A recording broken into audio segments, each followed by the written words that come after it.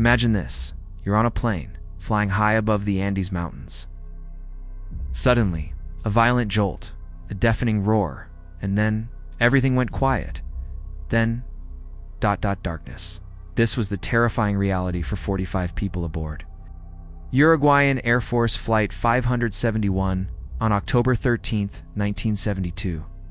The plane, carrying a rugby team and their families, crashed into a remote frozen peak. The impact was devastating. Only 29 people survived, stranded over 11,000 feet up, with temperatures plummeting to 30 degrees below zero. They had little more than the clothes on their backs and a few snacks. The broken fuselage of the plane became their only shield against the brutal, unforgiving cold. They huddled together, fighting for warmth, praying for rescue. 10 days passed. A tiny transistor radio, their only link to the outside world, crackled to life. But the news it delivered was a death sentence. The search had been called off. They were presumed dead.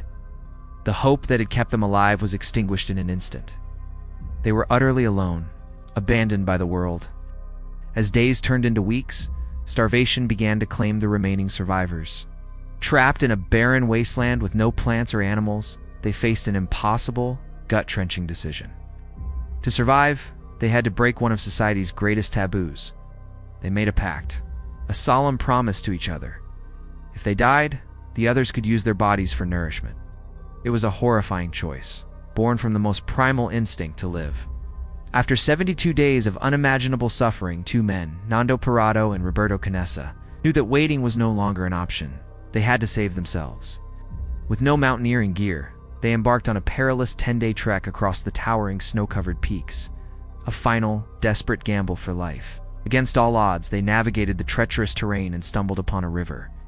On the other side, they saw a man, a Chilean farmer, named Sergio Catalan. Weak and barely able to speak, they managed to get a note to him, explaining who they were. The world was left in stunned disbelief. 16 survivors were still alive. The rescue that followed was a global sensation, a miracle broadcast around the world.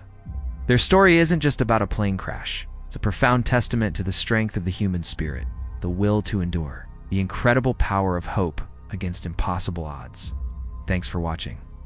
If this story moved you, please give this video a thumbs up and subscribe for more incredible stories of survival and resilience. See you next time.